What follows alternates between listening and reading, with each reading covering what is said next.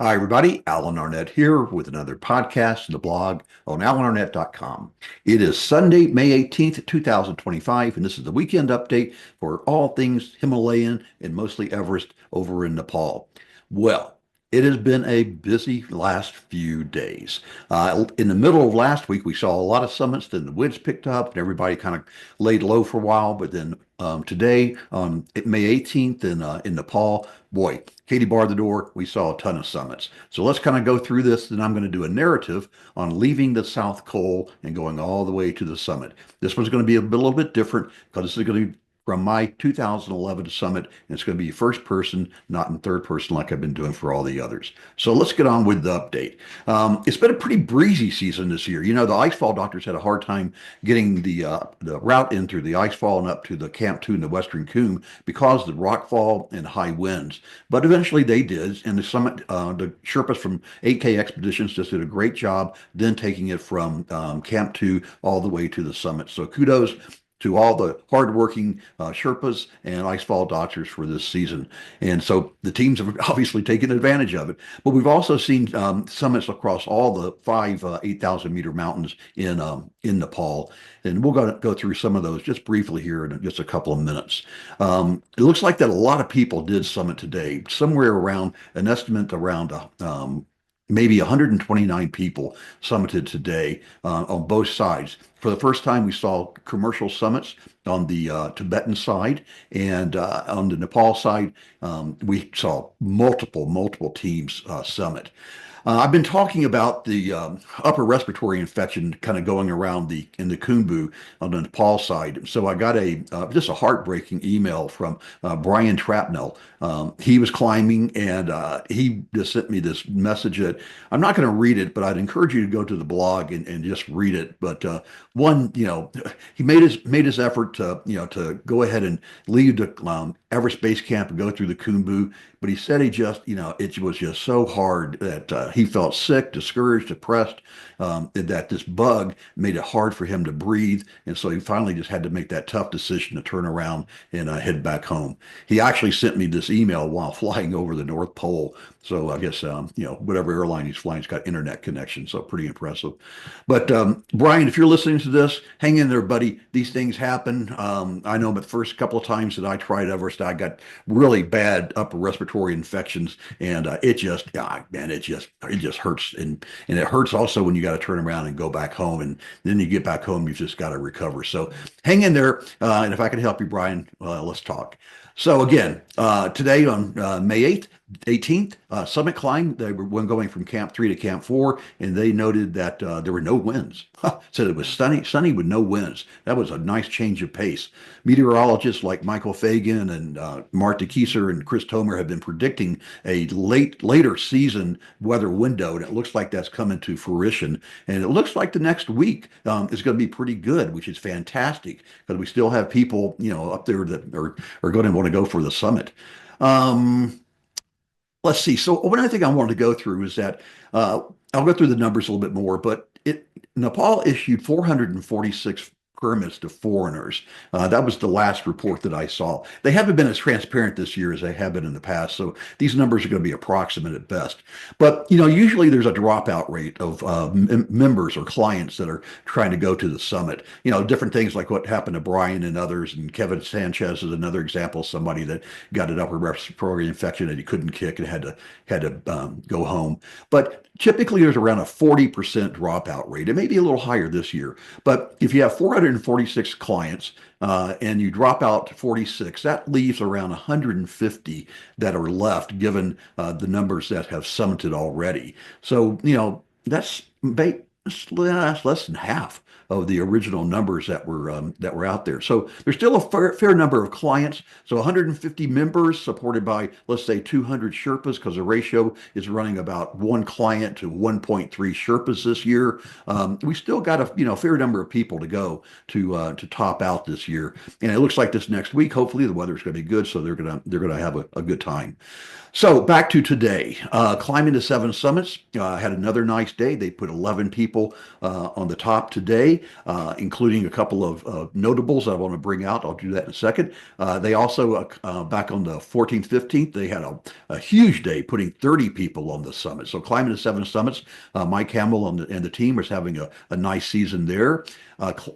Seven Summits Trek also had a really good day and week. They had a huge team of 22 people, 10 Chinese clients with 12 Sherpas that summited. Also, they had a team from the NCC Boys and Girls Everest Expedition team from India. There was 17 members and 21 Sherpas, and then another 17 from their international team. So that is, let's see, 34. That's about 55 people that summited. Now, this year they had a massive 103 people on their team. So it looks like they've got at least half of them, maybe more, that have already summited Everest. And so they're having a great season as well. So well done by Seven Summits Treks. 14 Peaks, they also got up there, as did 8K Expeditions, HG Everest Destination, Dreamers Destination.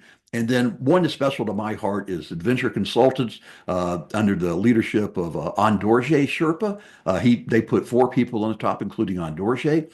Andorje has dual Nepali and American citizenship, so now he's got the most summits for an American at 24.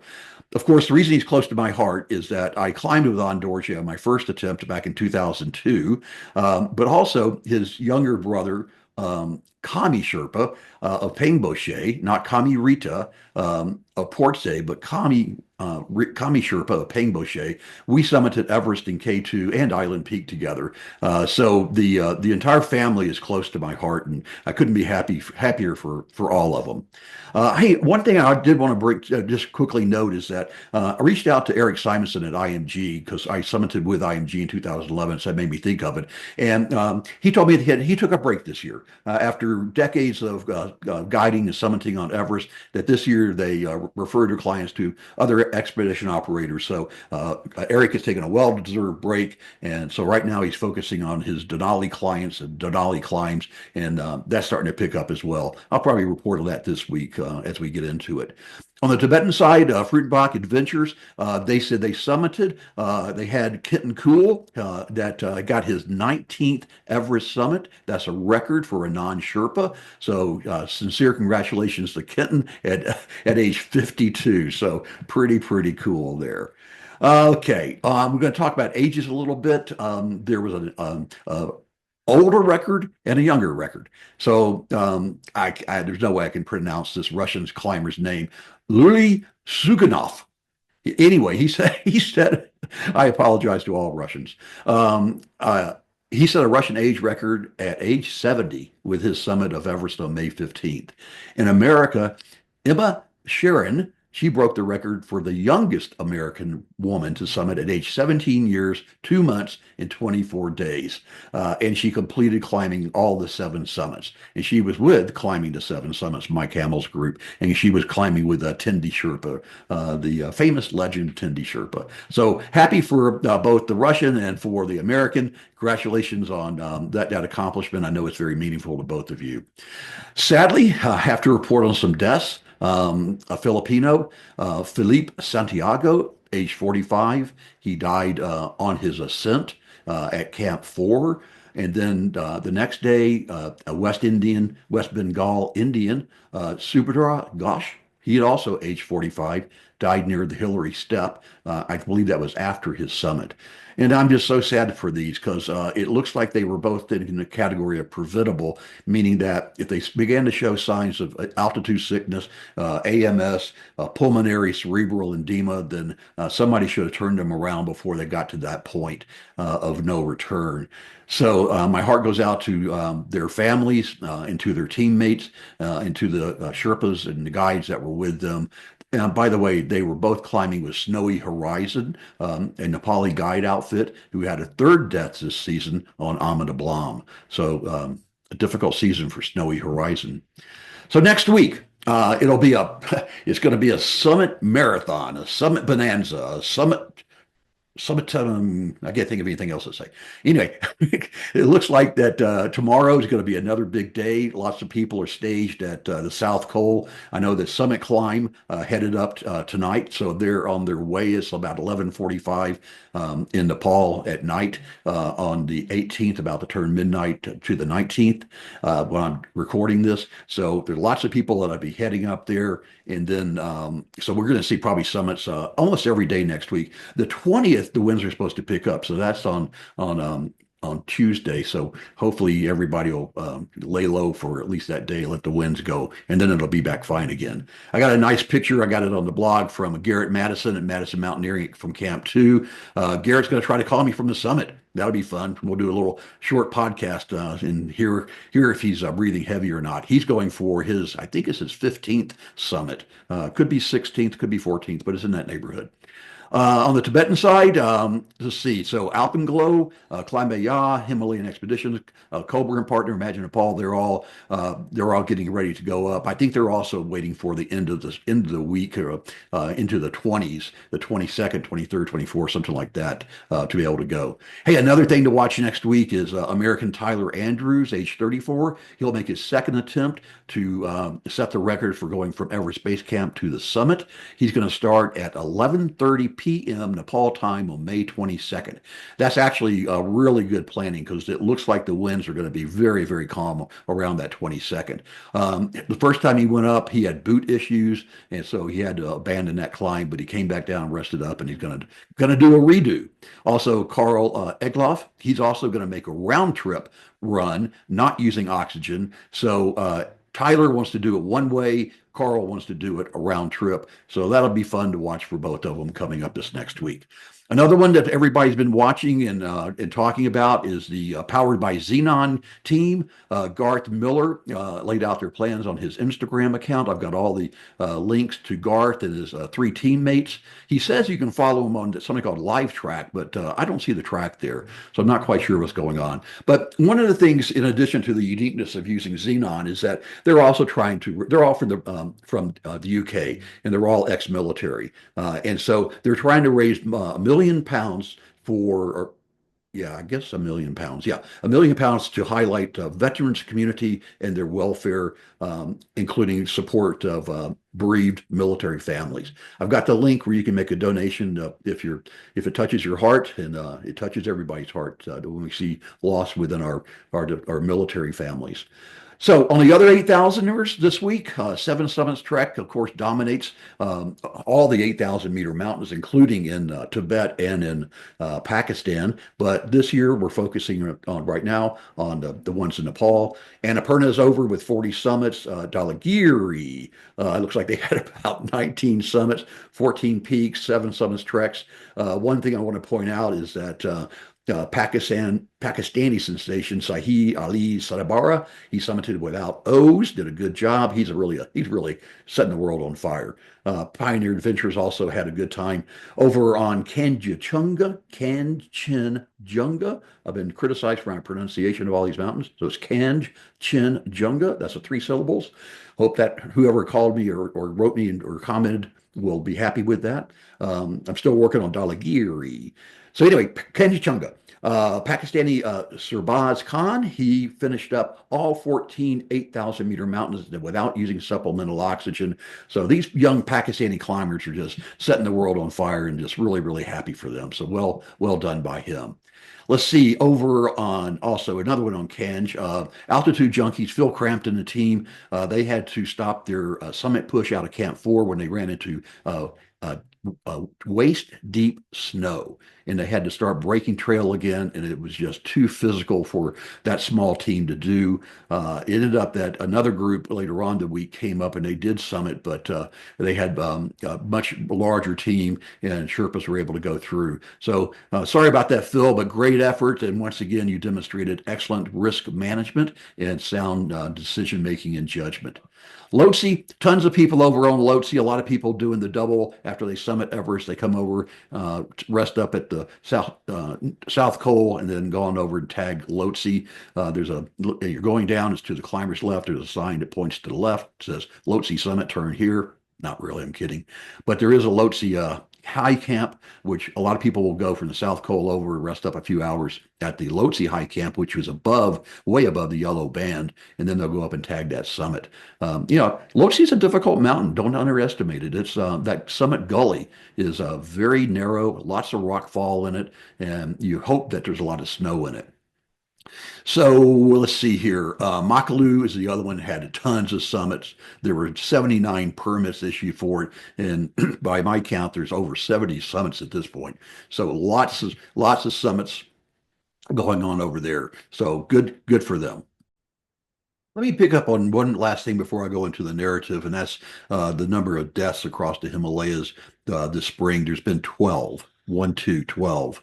We had two on Annapurna, one on Amanablam, one on Kanchenjunga, one on Makalu. And then when it comes to Everest, there have been 7 deaths, two of which I'm still uncertain about. It was reported, but no names and no expedition operators have been identified clearly. But anyway, they did say that there were 2 Nepali Sherpas or employees, they said, that were evacuated from base camp and they died in Kathmandu Hospital. But I don't know exactly if that's true or not. But I've already mentioned the 2, the Filipino and the Indian, Philippe and Subrata, and also Pinchiri Sherpa. He died of a heart attack at Camp 1. Nyingma Dorji Sherpa died at Everest Base Camp. And then Nepali Lana Sherpa died of altitude sickness also apparently at base camp. So it's been a tough year again. But sadly, this has become the norm on Everest every year to see 4, 6, 8 deaths. But thankfully, we're not seeing the 18 like we did 2 years ago, but we are close to the 8 of last year. So once again, my condolences and sympathy go out to all the friends and family. And hopefully, we're not going to see any more this year. Okay, that's it for the update. So, like I mentioned, this narrative is going to be a little bit different. This is one that I created from my 2011 summit with Kami Sherpa and IMG.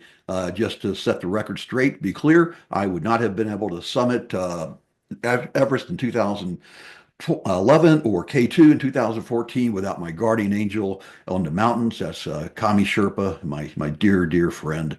Love him deeply. So I climbed it, like I said, with International Mountain Guides, and it ended up that really I was just with one teammate, Miriam, from Germany, and then she had a Sherpa, Mingma. And so it was really kind of the 4 of us as a pod that headed up late at night or middle or 8 o'clock at night from the South Col. So last week we talked about going from Camp 3 to the South Col. It was pretty straightforward, made really good time, and we arrived at the South Col at 8 a.m. So now we had 12 hours to rest. That would compares to the 4 or 6 hours that I had on my first 3 attempts. 3 attempts without a summit on Everest. Ugh. Reaching the same spot each time, only hours from the summit, but it might as well have been days. Given my conditions in those 3 years, what did I learn from that experience? Well, being able to make the South Col in just a handful of hours, my confidence was soaring. I crawled in the tent with Miriam. Her husband Jay had turned back earlier. Miriam and I rested, we ate, we hydrated throughout the day on supplemental oxygen, about a half a liter a minute. Still wore sunglasses inside the tent because it's incredibly bright at the South Col. Just a smidge under 8,000 meters, 26,000 feet. We had a great weather forecast. It looked like calm winds, and that's the reason we headed up there. We rushed up there. And the last minute notice for base camp, went up to Camp 2, spent a couple of nights, 3 one night, and now we're in our tent at the South Col. And all of a sudden, the winds, they began to tease us. Gale force. You could feel the tent just flapping, just hard, bam, bam, bam, and just waves of winds hitting us.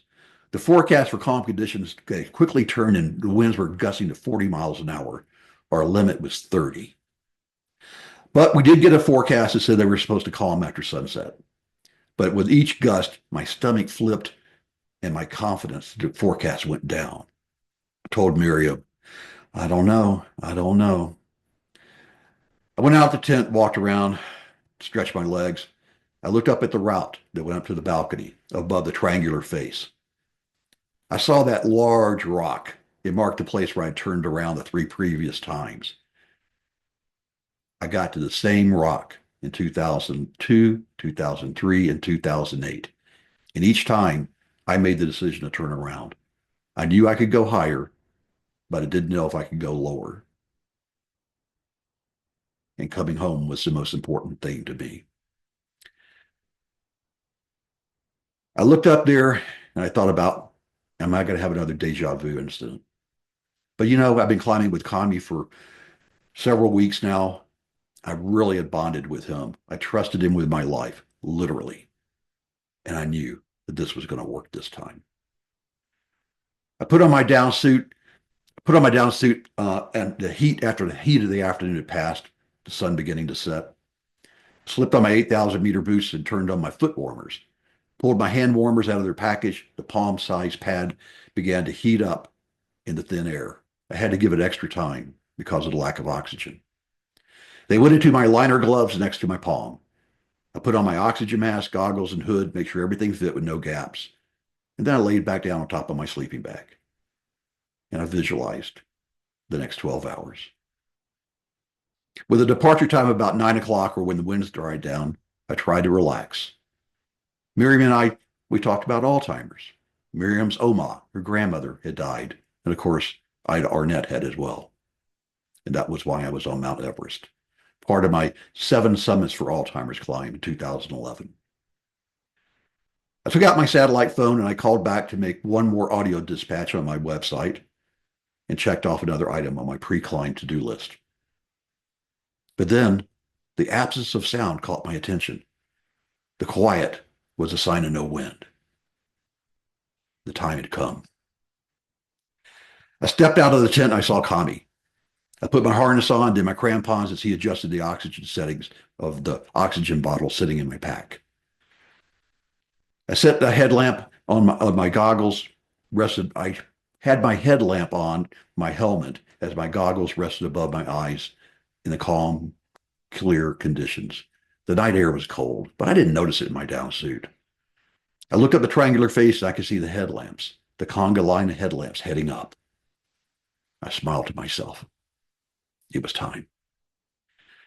Connie took off swiftly and I followed as quick as I could. Memories of being left behind haunted me from my previous climbs. Previously, we'd been told we're all climbed together as a pod, but the reality was once we left the South Col, we spread out, and I soon found myself at the end of the line and the end of my climb. As we got higher up the triangular face, we ran into a line of people. Kami unclipped, a no-no on the mountain, but I looked at him and I knew what he was doing. He wanted to pass the climbers because they were all standing still. This was a relatively mellow section of the lower triangular face, and I unclipped as well. We passed the climbers on the way to the balcony. This was never in the plan, but improvising was on hand now, and Kami was leading and I was following. Soon we passed 40 people. Now only Miriam, Mingma were ahead of us. We might be the first to summit today. That thought gave me more energy. We climbed in the dark. My down hood, a little bit loose, often blocked my headlamp, but the half moon made up for it. I didn't want to stop and make any adjustments now because Kami continued his fast pace. He had a reason. He was told by base camp that the weather forecast had played another behind-the-scenes switcheroo. Now the high winds were predicted to arrive that next day, the afternoon of our summit. So the Sherpas had been instructed to push hard to get up and get down before the winds arrived. And they were doing their job well. However, not every climber and Sherpa team were following the same script. And the lines were long, but we had passed them. The winds did pick back up. I thought about continuing without my goggles because wearing them combined with my oxygen mask blocked my view of my feet, making me go slower. But seeing climbers return with frozen corneas caused me to keep them on. They never came off for the rest of the summit push. Despite the caution that gloves were better than mittens and more nimble with the Jumars and carabiners, I found that my black diamond mercury mitts kept me warm and allowed me to clip in and out of the Jumar and the beaners with ease. So along with these in my down suit, I was pretty comfortable, even though the winds were gusting high. We climbed steadily towards the balcony. I had assumed it would take us about 6 hours to get there, similar to my 3 previous times. But each time I tried, I tired a bit. On this time, I found that I had strayed from the basic mechanics of climbing. Maybe I had learned something on those three previous climbs. Each step had to be efficient. No slipping, no stumbling. Each breath full of oxygen. No gasping. Each clip efficient. No wasted motion. Clip the Jumar, slide the Jumar, clip the Beaner. I found the mechanics, I focused on the mechanics to the conclusion of any other thoughts. I was in the moment. It was my moment of Zen. The climb felt long and cold in the dark, but I knew we were making good progress as we passed the climbers, some just standing still, frozen in time, struggling to keep going, struggling with the decision. Do I go higher or do I go lower? I understood their dilemma. I passed large rock that marked where I turned around my three previous times. I looked at the rock and I smiled inside and said, not this time. And I focused on the mechanics. The route crested just below the balcony. The headlamps above appeared to be standing still and not moving. We had reached the balcony. I took my pack off so Kami could swap the oxygen bottles as planned. I looked around in the dark and then at my watch. It was 1 a.m. We had left at 9:20, making our time 3 hours and 40 minutes, almost half of what had taken me before. I told Kami, and he just shrugged. He said, not fast, not slow. I smiled at his Sherpa honesty, but he was in no mood to chat. He wanted to focus on swapping the bottles and get going. He kept thinking about those winds. I took a drink of hot tea from my thermos and glanced to my right. The south summit and the southeast ridge dominated the view, even in the dark, with the true summit of Everest still hidden. The south summit appeared sharp and high, very distant. Doubts entered my mind again. Kami left for the ridge following Mingma and Miriam. I followed quickly. The four of us set a steady pace, with Mingma breaking trail in the fresh snow. The first section was gentle, but there was also the place where a Japanese climber had recently died. Thankfully, his body had remained on the route but out of view. I focused on my mechanics. Kami picked up the pace again, and I felt the distance between us growing. I increased my own pace, but soon felt my breathing had become labored. I caught up with Kami and asked him, can you slow down a bit? He just looked at me and nodded. I noticed a break in the skyline above. Soon it had become apparent that the route had taken a sudden and sharp uptick. Oh, we're close to the summit. The angle changed from easy to difficult in a span of a few feet, but there was more. Exposed rock slab dominated the route, and the fixed line went straight up. I knew about the slabs, but the severity of the angle and the height, that surprised me. Kami slowed down significantly in this section. I was now keeping up and mimicking his every step.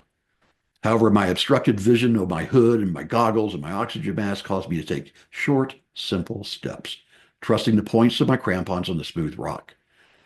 I was taking longer than I anticipated, but we were now at 28,000 feet, a new personal altitude record for me.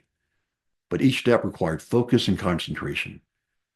I took a short break. The view was stunning in the waning moonlight.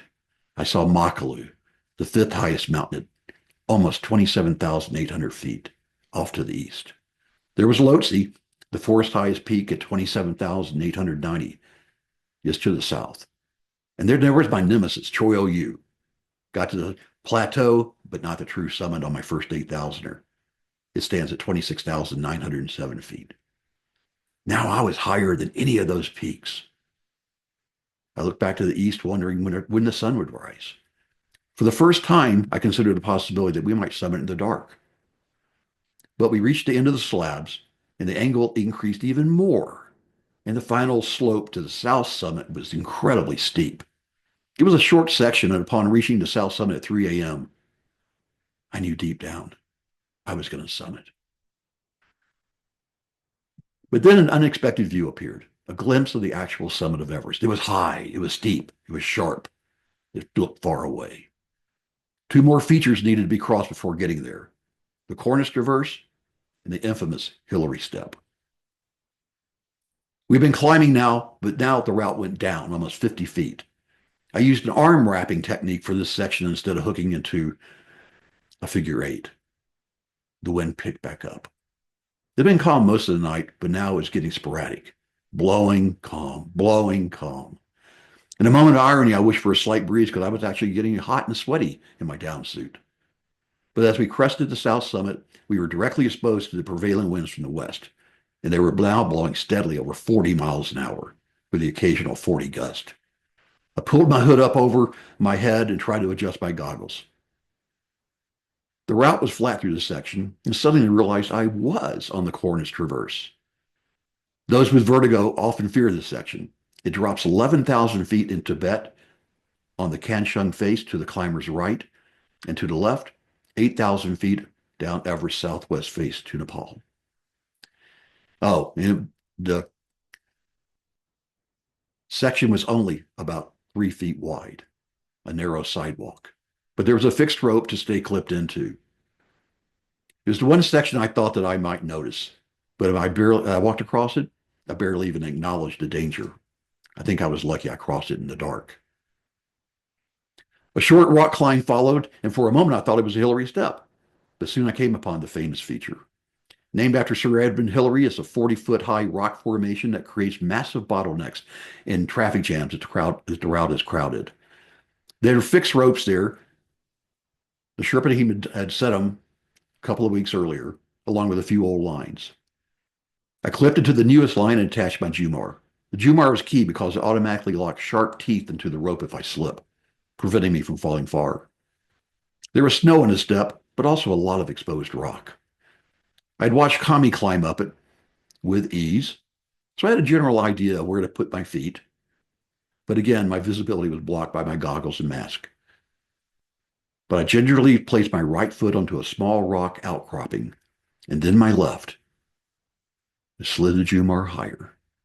In a classic stem move, I pushed up with my legs. I pulled on the rope with the Jumar. Moved my right foot, moved my left foot, slide the Jumar, push up with my legs. I repeated this a few more times and soon I stood on top. I felt pleased with myself that it had gone so smoothly. I had climbed the Hillary step. Suddenly, another surprise waiting me on top. There was a very large boulder, about the size of 3 refrigerators. It blocked the route. In order to go past it, you basically had to straddle the rock and scoot across it. Kami stood there watching me, making sure I was clipped in, my guardian angel protecting me. My breathing increased. I still couldn't see the summit, but I followed Kami as he led to the route after we overcame the rock. I expected a nice, easy path to the top, but found more small bumps, undulating on the uneven snow. They were almost like false summits. Another trick. It's about 4:30 a.m., and the first hint of dawn was showing in the east. I looked up from my feet to take in the view, and I saw a series of 20-foot high cornices to my right, marking the eastern edge of the summit ridge. It was a sight that is forever etched in my memory. These wind-blown snow sculptures gracefully curled their edges, smooth and soft, softly illuminated by the new day's gentle rays. I looked to the east, and I saw the perfect pyramid shadow of Everest projected in Nepal. Oh, I needed to get my camera out, but it was deep inside my down suit on an inner pocket to keep it warm so the batteries wouldn't run out. Well, we were moving quickly towards the summit. I focused on the mechanics of climbing. One step, a second, and then a third. Short, simple steps. Move your feet, move the Jumar. Keep the rhythm. Stay focused. No distractions. Be in the moment. My breath was even, and all of a sudden I looked up and I saw a prayer flag fluttering, far away but yet close enough. This was going to work. I'd expected to feel emotional at this point as I dreamed of this moment for almost 10 years, but the seriousness of the moment occupied my mind. A wind gust of 40 miles an hour came and pushed me just a little bit. It was cold, probably 20 degrees below 0 Fahrenheit. Along with the wind chill was probably in the 30s and 40s below 0. But I was warm, and I knew if I stopped, the possibility of getting cold and even frostbite was real in these conditions. Silently, I hoped the sun would come up and keep me warm, but I knew it was still too early. It was only 4:30. Miriam and Mingma were slightly ahead of Kami and I as we approached the summit. I had no idea where the rest of our team was on the climb, if they were continued or they had turned back. But I was tired. The pace had taken a toll on me. At age 54, I wasn't the same as these young 30-year-olds. We had left the South Col at 9:20 p.m. on May 20th. It was now 4:55 a.m. on May 21st. I had just climbed from the South Col to the summit in 7 hours and 40 minutes. I had planned on 12. It'd be later that I would reflect on this performance. I took the final steps to the summit and I saw a bench carved out of the snow just below a collection of flags, prayer flags. Ah, there's Miriam, there's Mingma, but there's 3 other climbers already on the summit. There was nobody else ahead of us. Where'd they come from? My mind was confused. They came from the north side. They were the season's first climbers from Tibet. Knowing our time was limited with the current and impending weather, I again focused on the mechanics. I kept the motions in check. I unzipped my down suit and took out my satellite phone. I pressed the 3 button to call a blogging service that allowed me to record a message for my blog. I had to enter a 9-digit ID code, so I had to take off my mitten. Immediately, I felt my fingertips go from slightly cold to a tingling freeze. But I knew what I wanted to say. I want to dedicate this summit to my mom, Ida, and to all the Alzheimer's moms. We love you and we miss you. The emotion was strong. I had more to say, but I couldn't go on. I took my camera and began clicking pictures as I made my calls. Kami pulled several banners out of my pack, including one of Flat Stanley. A 5th grade class in Florida had sent me an email before I left home. They wanted me to take Stanley to the top of the world. I tried to hold him steady in the high winds to get a picture of him, and so I did. Kami took the picture. Now, with all my checklist and to-dos done, I sat on the snow bench, pulled my down hood over my head, let my chin touch up my chest. I thought about my 7 Summits project, all the supporters, all the followers, all the people who believed in me, who loved me. I was standing on the top of Mount Everest on my 4th attempt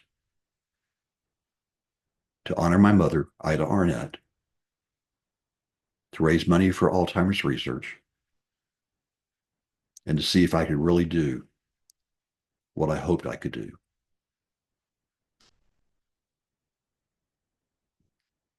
Kami stood by silently, giving me space. The wind gusted, and I began to feel cold.